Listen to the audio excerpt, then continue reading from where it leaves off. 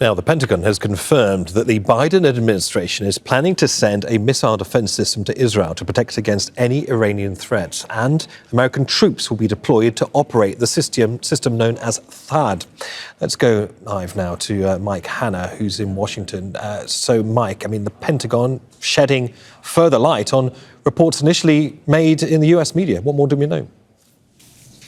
Yes, there's been a series of reports in recent days that this is being contemplated, and now it's being confirmed by the Pentagon that a THAAD missile system will be sent to Israel. Now, THAAD stands for Terminal High Altitude Area Defense System.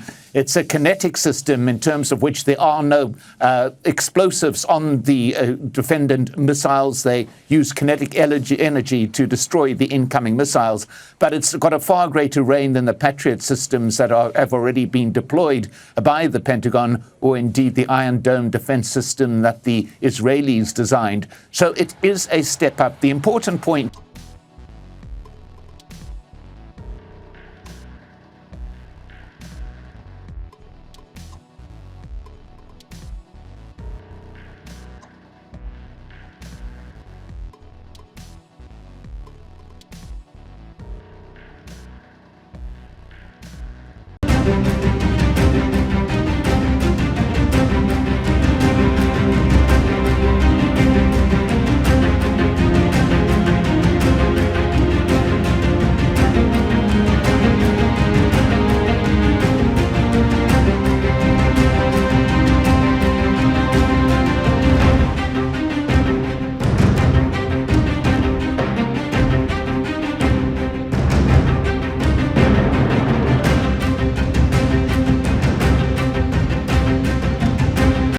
Hi, it's Hillel Neuer from UN Watch. I've come here straight from the United Nations to witness what's happening here at the Israeli border with Lebanon ahead of tomorrow's Security Council meeting on what's just been discovered right behind me. What you're looking at are Israeli equipment that is finding one Hezbollah tunnel after another. They've already found 4. There may be more. As UNIFIL, the UN peacekeeping force in southern Lebanon, has found, these are flagrant violations of resolutions, UN Security Council Resolution 1701, adopted in 2006 following that year's Lebanon war. What we're seeing are tunnels, not like the tunnels in the south, which Hamas has dug from Gaza into Israel, which burrow through sand, but these are very sophisticated tunnels, funded, financed, orchestrated by Iran. They're digging through heavy rock. They go as deep as 150 feet. These are a very serious attempt by Hezbollah to penetrate into Israel, possibly to kidnap, attack Israeli civilians, possibly to capture Israeli territory. And from the perspective of international law, what the Security Council has to realize are 3 things. A, this is a flagrant violation of the UN Security Council's own resolution 1701, which UNIFIL ought to be enforcing. Number 2, a cross-border tunnel into Israel amounts to a threat to peace under the United Nations Charter. It's a violation of Israel's sovereignty. And finally, this tunnel behind me comes from a civilian home. Hezbollah created the tunnel from a civilian home in Kfar Kile in Lebanon. And what we're talking about here is a war crime. It's a war crime under international humanitarian law, under the Geneva Conventions, where civilians are used and abused by Hezbollah to protect the Hezbollah military infrastructure and weapons, as they have done with 150,000 missiles and rockets embedded in civilian homes right behind me. This amounts to a flagrant war crime under the Geneva Conventions, and tomorrow, Wednesday, when the Security Council meets on Lebanon, must send a strong message to Lebanon, to the government of Lebanon, and to UNIFIL. Both of these entities need to begin enforcing UN Security Council Resolution 1701 in a concrete fashion and put an end to these flagrant violations of international law, which are dangerous and destabilizing for this region and threaten international peace and security.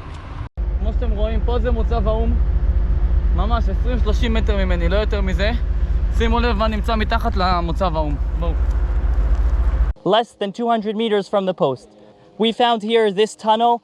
Follow me through into this tunnel to see what you can find. You need to crawl into the tunnel. Note the bunker above to defend the Hezbollah warriors from any Air Force bombings. As we enter this tunnel, you can see it's a front post for Hezbollah warriors to bunker down and wait for their operation to attack Israeli settlements. You see it's fortified from above to block any Air Force bombings. The size of it is around 2 meters by 3 meters. You can take a look.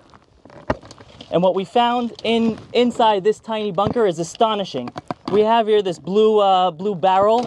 It's filled with water so that Hezbollah warriors can bunker down here for a long time.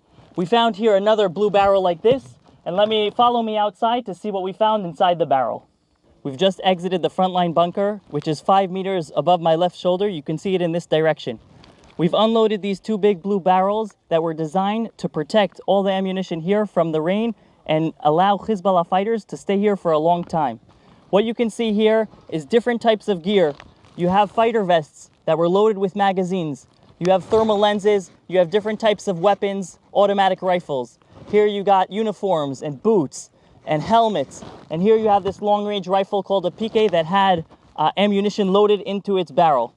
Here's all different types of ammunition, magazines, and that were full.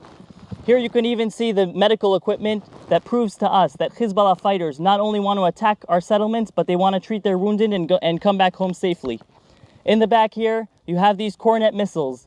These are smart, long-range anti-tank missiles that were designed to hurt Israeli citizens. Over here, you can see these nitrogen balloons with Russian writing on them that are designed to support the launch of these Cornet missiles. Mark my words, we are under the nose of the UNIFIL frontline post that's less than 200 meters in that direction. The UNIFIL's job, or any peacekeeper's job, is to make sure that no fighters or ammunition can be this close to our borders, threatening our settlements and our citizens. The IDF will reach anywhere that's needed in order to enforce the safety of our citizens and our people.